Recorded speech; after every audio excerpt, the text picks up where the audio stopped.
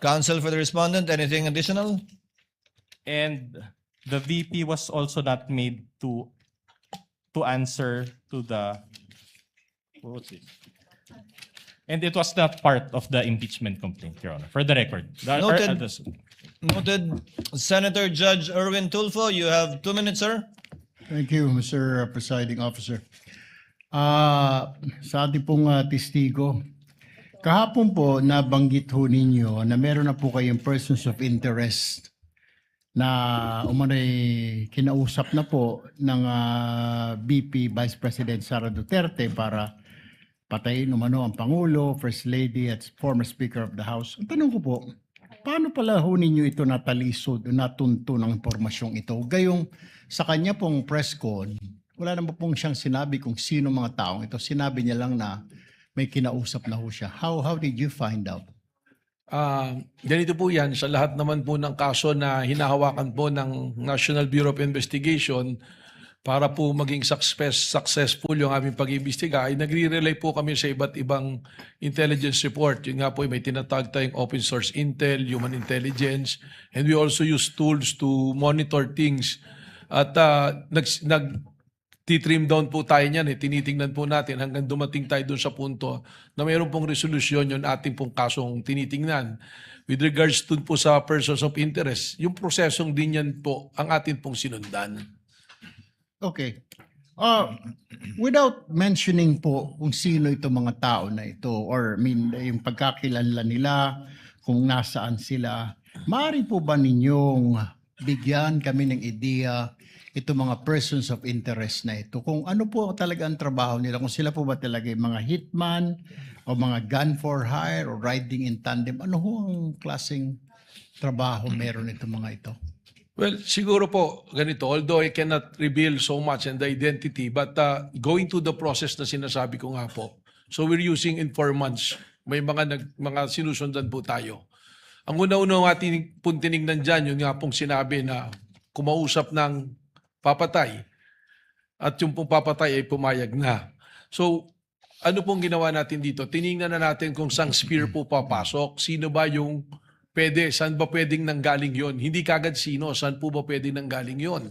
At lumalabas po rito, alam natin yung kasaysayan, malawak po ang kanyang tinatawag na connection, yung network po. Alam naman natin na siya ay Vice Presidente at ang dating Pangulo ay kanyang ama. Ibig sabihin, nakadevelop po ito ng mga relasyon. Unang-una na sa mga men in uniform na hanggang sa ngayon, marami po rito na na-appoint pa niya nung panahon na sila ay nandiyan. Nandiyan din po, binanggit ko yung Vice President Sara sa security group at yung pong mga double death squad. So tinignan po natin at tinignan by process of elimination yung mga tao po na maaaring dun nang galing or maaaring nakakaalam. And by process of elimination, nag-start po kami maraming individuals hanggang sa matrim down po namin ng matrim down. Hanggang sa ngayon, kaya sinabi ko po kahapon sa kagalang-galang sa katanungan ng ating Senate President po, gaano ba katagal pa to? And I said, we have great progress. Dahil lang simula po kami sa marami ngayon na trim down na po namin sa iilan na personalidad po. Okay, pangalawa sa huling katanungan ko po, Ginoong Testigo, ay ito pong threat na ito po hanggang ngayon ay continuing threat po ito or pwedeng i-execute anytime ng mga sinasabi ninyong persons of interest? Yun na po yung atin pong pangamba na nakikita. Because hindi po natin nakukuha. Sigurado po tayo na may kinausap at pumayag, subalit yung pagkakakilanlan ng taong kinausap ay hindi pa rin po natin nakukuha. So ibig sabihin po, yung threat po na ito sa Pangulo is a continuing and active threat po and serious. So yun po yung gusto nating i-address dito. Panguling katanungan na lamang, Mr. Witness, naimpormahan na po ba ang Pangulo at ang kanyang PSG para alam ho nila ang kanilang gagawin at hindi po sila malingat sa kanilang seguridad? Meron po kaming tuloy-tuloy na pakikipag-ugnayan sa ating sa palasyo po. I will not mention who exactly yung mga kausap po namin doon, but there's always continuing threat assessment po na ginagawa po kami. Thank you, Mr. Witness. Presiding Officer, thank you. Thank you, Senator Judge Erwin Tulfo. Senator Judge Lacson, Thereafter, we will recognize first, with the indulgence of Senator Judge Rafi Tulfo, the lead prosecutor for her manifestation. As I understand, she asked for time for a huddle to determine whether she will still conduct redirect. So Senator Judge Lacson is recognized. You have 2 minutes, sir. Thank you, Sir Presiding Officer.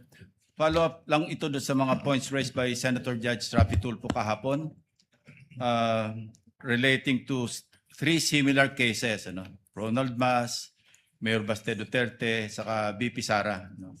Hindi ko na bibelabor yung Ronald Mas and Mayor Baste kasi aware naman ako doon sa Rule 113 Section 5, yung sa warrantless arrest, na hindi pwedeng apply. Nagkamali nga yung NBI kay Ronald Mas, kaya na-dismiss yung case, di po ba?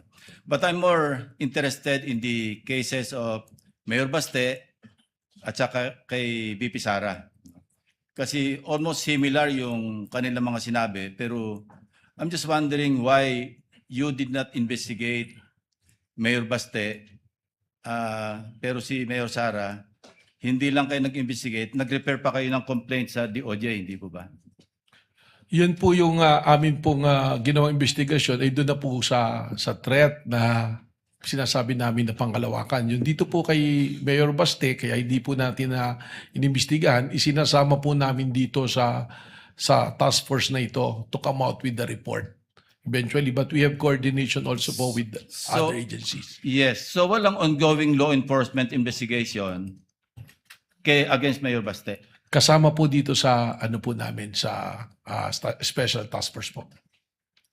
Yung bang special task force, and this was, this was also raised by the presiding officer nung nasa lounge kami kanina, na-form ba ito in relation to or in reference to the case of Mayor Baste o kay Vice President Sara? Yung pong trigger point na nangyari dito ay yung pong kay Mayor Baste po. But prior to that, we are continually monitoring the threat. Kasama po sa aming pag-uusap yan. In fact, yung pong aming reporting ng records as early as nung nag-assume po ako ng February, mga first week pa lang po ng March kasama na po sa reporting yung mga threat assessment. But nung napansin po namin na itong rage rally na to can escalate to a bigger threat to the national security, dun po namin ipinasok ito.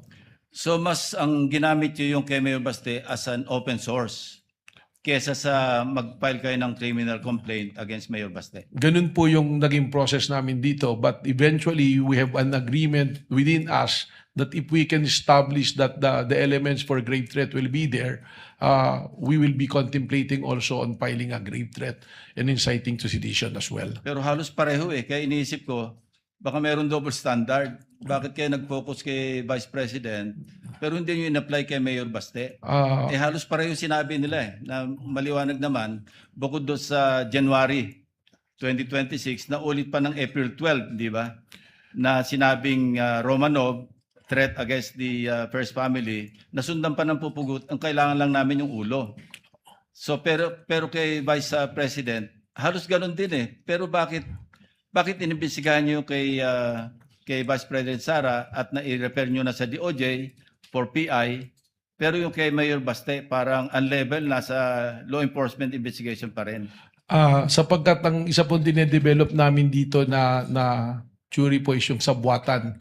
And alam po natin, if we go to court using the theory of conspiracy, medyo mas mahirap po na ipasok na kaso. Kaya it taking much time to develop the case po. May request for additional time, Mr. Presiding Officer. Punta lang ko kay Las Cañas. Opo. Okay. Yung kay Las Cañas, ginamit nyo yung kanyang affidavit na sinabit sa ICC. Tama po. Parang pang-open source. Tama Not for po, sir. anything, di ba? Not for anything po. So yes, walang sir. evidentiary value ito. Yun po ay ang basehan namin, kaya po namin iprinisinta. Isa po sa naging basehan namin dun po sa, isa nga dun sa 5 standards po natin na pattern of violence po. Pero wala kayong intention na kung magpapile kayo ng kaso, isasubmit yung affidavit niya na sinabit sa ICC.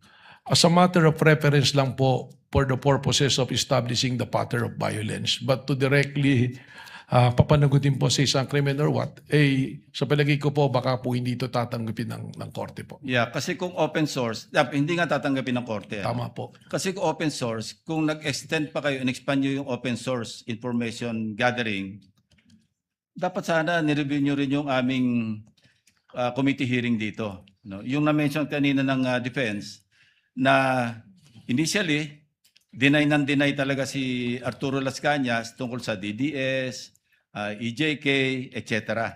Eventually, nag-retract siya talagang 180 degrees. No? Sinabi niya, totoo yung EJK.